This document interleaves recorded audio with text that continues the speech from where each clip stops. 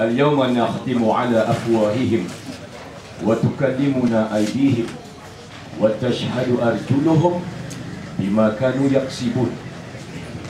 Allah mengingatkan kita dalam surah Yasin, surah yang ke-36 ayat yang ke-65, bahawa pada hari itu, kata Allah, mulut-mulut kamu akan aku tutup dan aku kunci, dan aku akan benarkan tangan-tangan kamu berkata-kata berkenaan dengan semua yang kamu buat di dunia semasa hidup kamu, dan aku akan jadikan kaki-kaki kamu sebagai saksi kepada apa yang kamu buat terdahulu daripada itu.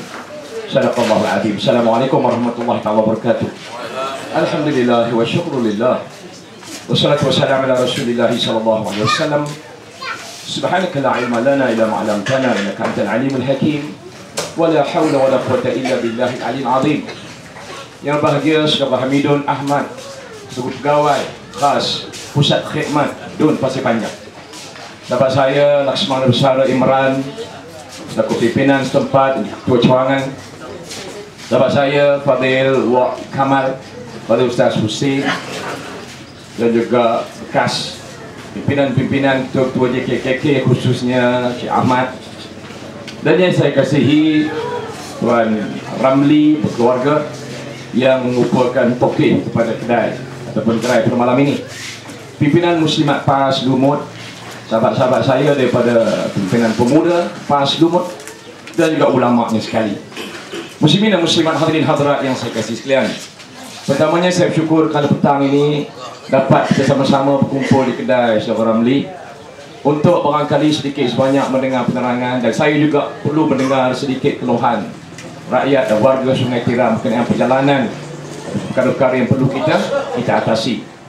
Sebagai mukadimah sebentar tadi, saya nak sebutnya bahawa pada 4 ataupun 3 hari yang lepas, Yang Berhormat Perdana Menteri memanggil semua ahli Parlimen UMNO Barisan Nasional, dimulakan dengan Sarawak, Sabah, kemudian di negeri-negeri lain, daripada pukul 9.30 pagi sampai barangkali pukul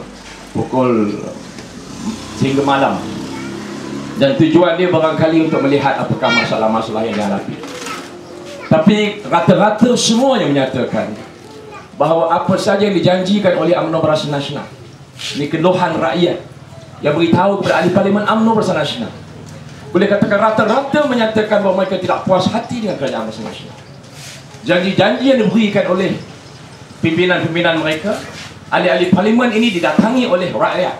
Kenapa yang ini tak siap? Lampu gelap, jalan berlubang, jalan raya tak buat lagi. Maka ini telah menghantui Najib hari ini, bahawa dia ingatkan bahawa banyak dia labur, banyak dia berhutang, banyak dia jual pon-pon semata-mata untuk melaksanakan kerja.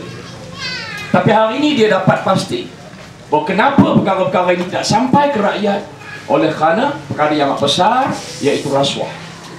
Rasuah yang amat tinggi dan memuncak negara ini, sehinggakan persepsi daripada antarabangsa, persepsi rasuahnya, negara kita salah satu daripada negara yang tertinggi. Kita dapat nombor 48. Apa artinya? Artinya hari ini apa saja perbelanjaan yang nak diberi kepada rakyat, maka sepatutnya rakyat sampai, tidak sampai. Kalau sampai pun tak sampai separuh. Nak katakan contoh, diperuntukkan satu projek nak buat jambatan, harga 170,000. Bila ditapis, jambatan siap dengan harga 30,000, pakai dalam masa 2 minggu, tumbang jambatan, rakyat mati 3 orang. Ini contoh yang mana rasuah hari ini amat parah. Kemudian laporan daripada Ketua Audit Negara dalam Parlimen, tahun 2008 kerajaan membazirkan kerana rasuah 28 bilion, 28, ya. Pada tahun 2009 habis 48 bilion, dan 2010 saudara-saudara hampir 70 bilion bazir saja.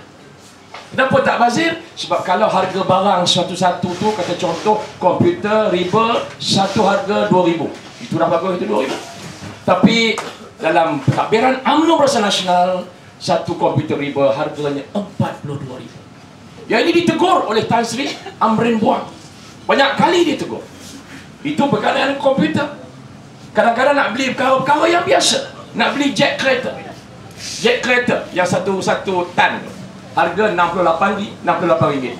Tapi di bawah UMNO Barisan Nasional harga dia jadi 2008. Kalau semua ini tokok-tokok ditambah-tambah, maka kita habis 28 bilion tiris pada 2008 dan juga seterusnya. Kalau ini tidak dibendung, maka mungkin negara kita akan jauh lebih dahsyat. Dan hari ini laporan daripada Bank Negara, hutang negara seluruh Malaysia hari ini kita berhutang 362 bilion. Pertama kali dalam sejarah Malaysia dibandingkan dengan KDNK, hutang kita meningkat dalam nisbah 54%. Tak pernah berlaku begitu. Jadi negara-negara seperti Ireland, negara Greece yang hari ini sistem ekonomi dan kewangan mereka tumbang kerana mereka membenarkan rasuah berlaku begitu rupa, dan akhirnya negeri itu terpaksa diselamatkan oleh bank-bank besar. Saudara yang saya kasih sekalian, akibat itulah kita hari ini nak beritahu kepada rakyat bahawa Pakatan Rakyat, walaupun kita ada sedikit kelemahan sini sana, tapi ini merupakan satu alternatif kepada Barisan Nasional yang barangkali telah lama sangat mengurus negeri ini. Jadi kita nak supaya rakyat melihat macam mana negara maju yang hanya ada dua parti, sama ada parti A ataupun B di Amerika. Kalau A buat kerja elok, maka rakyat pilih lagi. Habis lagi 4 tahun, kalau A buat lagi elok, rakyat pilih lagi kerajaan A. Tapi kalau A tak buat elok, hutang banyak, kemudian tak sampai apa manfaat kepada rakyat, dia tukar kerajaan B. Begitu juga berlaku di Australia, begitu juga berlaku di United Kingdom, di England dan di Jepun dan negara-negara maju yang lain. Jadi negara kita hari ini seolah-olah dikhabarkan bahawa hanya UMNO yang boleh urus negara ini. Betul tak? Ini kata kepada orang Melayu dan juga seluruh Malaysia yang hanya boleh mengurus dan mentadbir negara ini hanya UMNO. Ini satu kenyataan yang paling khurafat. Oleh kerana Allah benarkan pilihan. Rakyat boleh pilih. Kalau sekiranya dia elok, dia menjaga keselamatan dan juga kebaikan negara, maka rakyat akan pilih. Itulah yang terjadi pada 5 negeri. Sebelum Perak dirampas oleh Najib Tun Razak, 5 negeri ini hari ini dah hampir 3 tahun. 3-4 negeri. Dan diurus dengan cara yang elok, sehingga kan Amrin buang orang yang sama melaporkan dalam laporan setiap negeri dalam parlimen. Negeri Pakatan Rakyat yang itu tahun 2008 termasuk 5 negeri.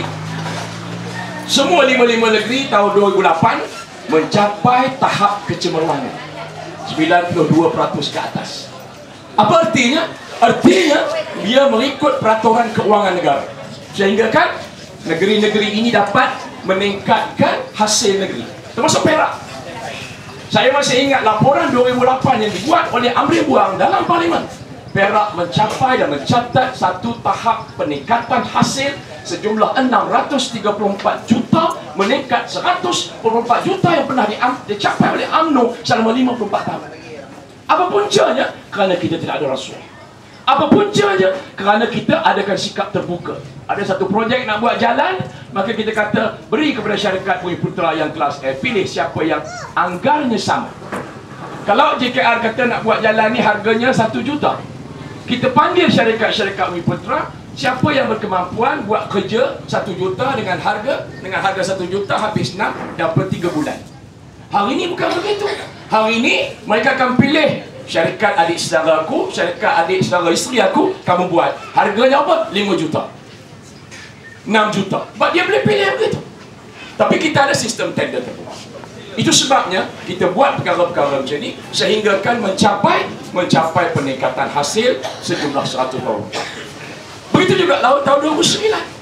Amrin Buang lagi sekali membuat laporan mengatakan bahawa kelima-lima akan 4 negeri tahun 2009 Pakatan Rakyat mencapai tahap kecemerlangan 92% ke atas. Kerana apa?